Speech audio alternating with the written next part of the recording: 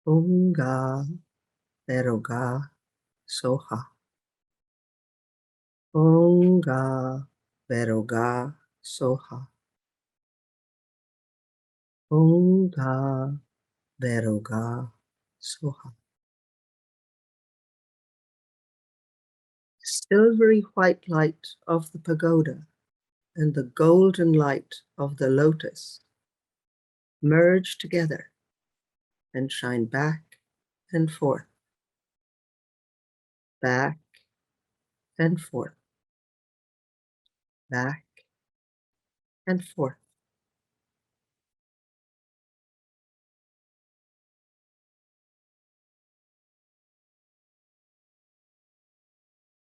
At this moment, you sense that all the pores on your skin open up and give forth a white mist. There is a white, foggy mist coming out of every pore on your body. Onga Beroga Soha. Onga Beroga Soha. Onga Beroga Soha. At this moment, you seem to smell a wondrous fragrance. It comes from within you. Onga Beroga Soha. Onga Beroga Soha. Onga Beroga Soha. The white, foggy mist begins to darken. It becomes darker and darker, darker and darker, until it is completely dark.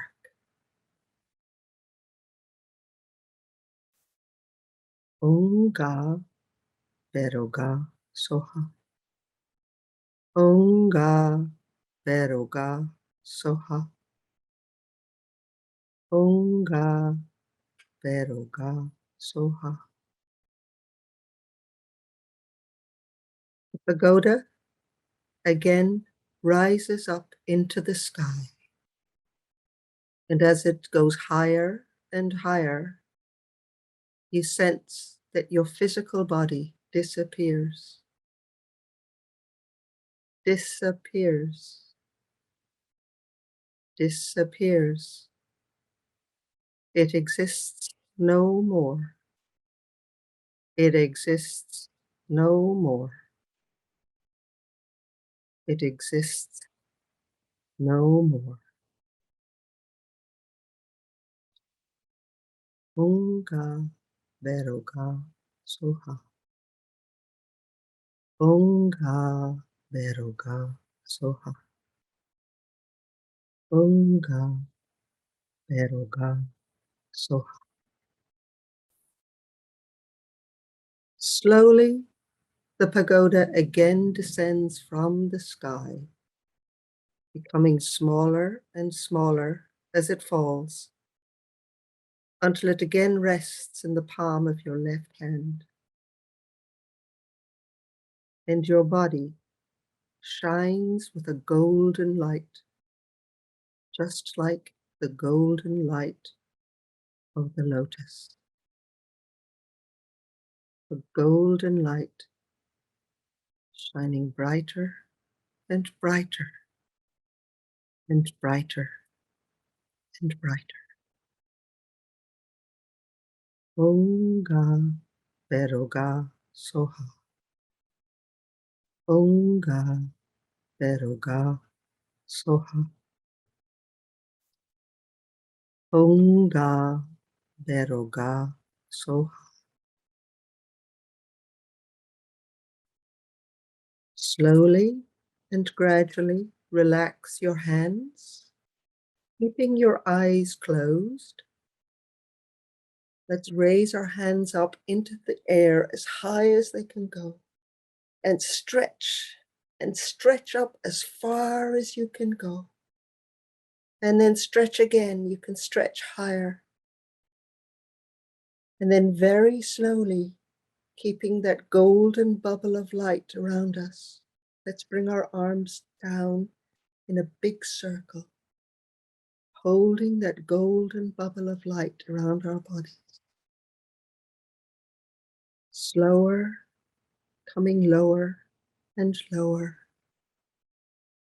coming down towards your knees, and bringing your hands in towards your body, and very slowly, let's bring them up the center of our body into the Namaste position. And when you're ready, you can open your eyes.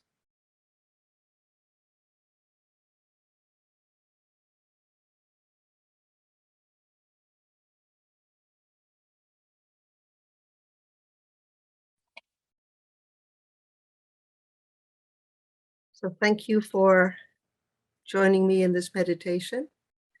And hopefully we're ready now for several more hours of wonderful coaching from whoever Yip and Daniel have lined up for us.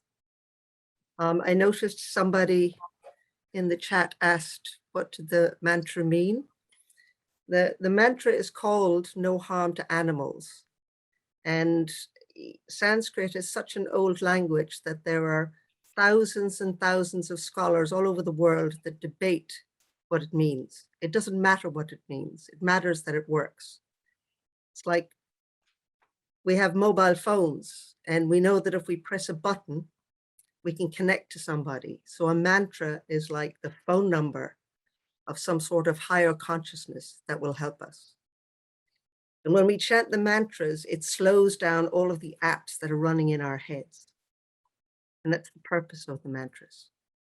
And there are many of them.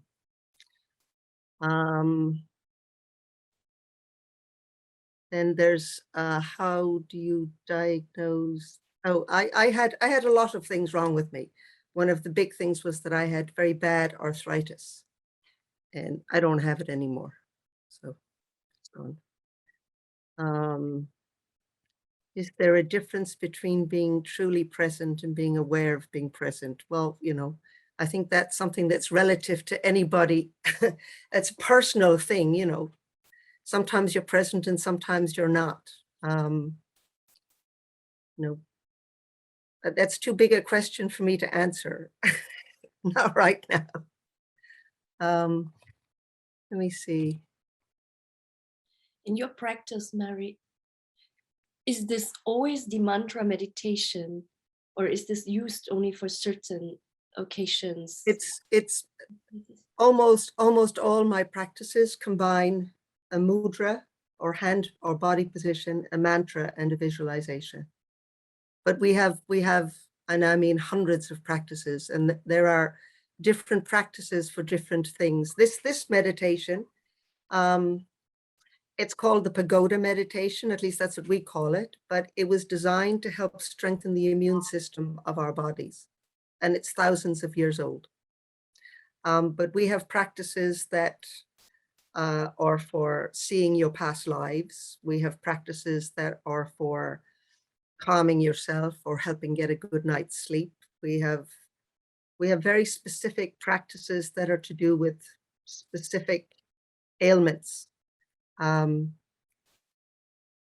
don't know if that answers your question or not, but there's literally hundreds and hundreds of practices. So I spend several hours a day doing practice, and I have done for quite a long time. Can you share a little bit about the genesis of the tradition that you are trained in?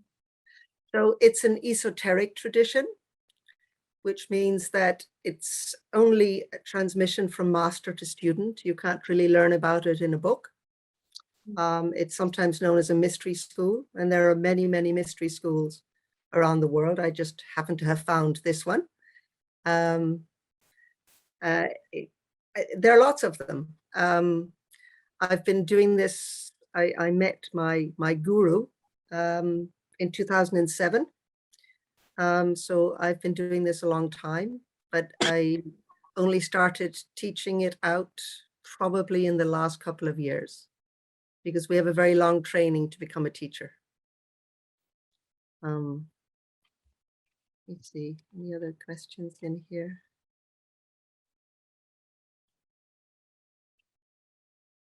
Are there any other questions? I don't know if I can. No, it was not boring to follow one person for many years. I met an enlightened master. I have to say that I did not know what an enlightened master was when I met him, but he demonstrated many things to me that I thought were impossible. And, you know, it helped me. And I suppose what I like to do now is that I would like to give back and show people these meditations, which helped me so much. And so I teach a small number of people, but we're a very small group of practitioners.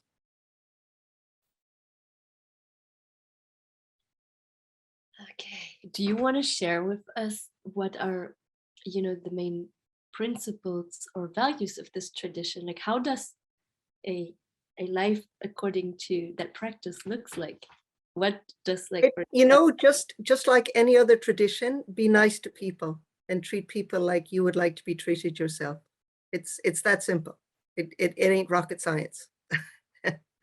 The idea behind the practices is that you attain enlightenment in this lifetime, as opposed to in the next couple of lifetimes, which is what many of the Pure Land schools do. So this is an esoteric tradition.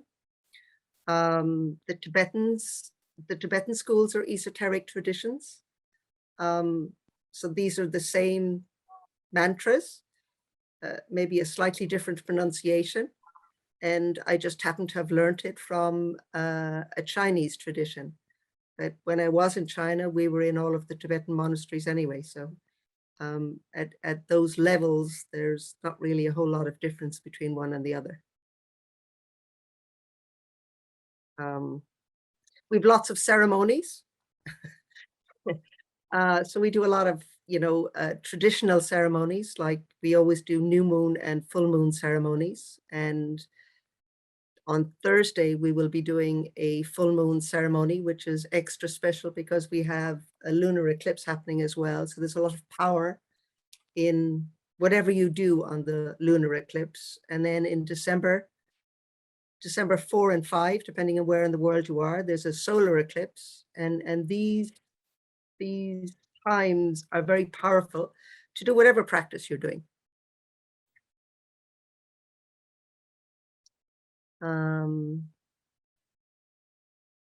What about the tradition where you are coming from, where your blood flows?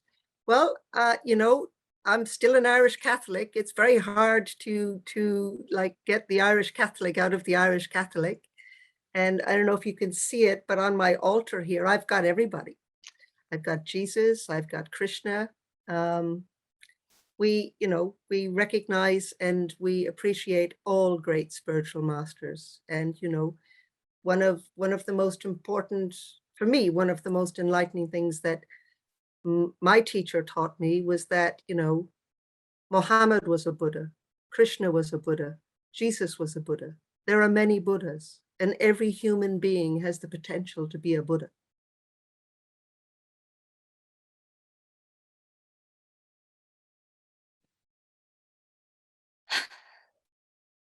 Thank you so much for this grounding and refreshing experience. That's how I.